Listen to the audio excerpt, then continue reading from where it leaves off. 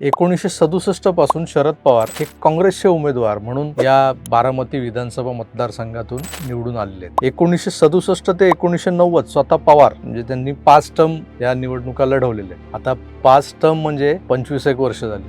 त्यानंतर पवार गेले लोकसभेत, मग राज्यसभेवर गेले.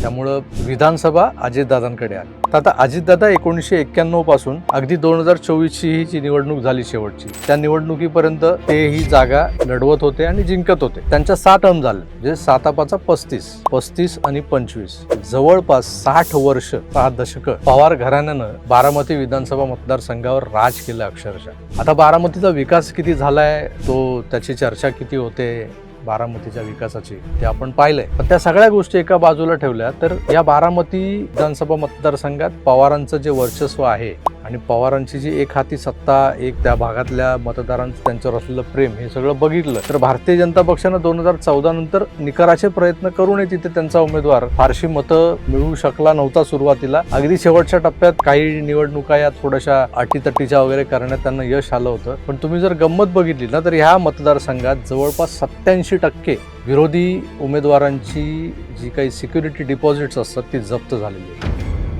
हे सिक्युरिटी डिपॉझिट जप्त होणं म्हणजे एक प्रकारे तुमचं अस्तित्व संपलं किंवा तुम्हाला अगदी चिरडून टाकलंय समोरच्या उमेदवारानं, असाच त्याचा अर्थ होतो.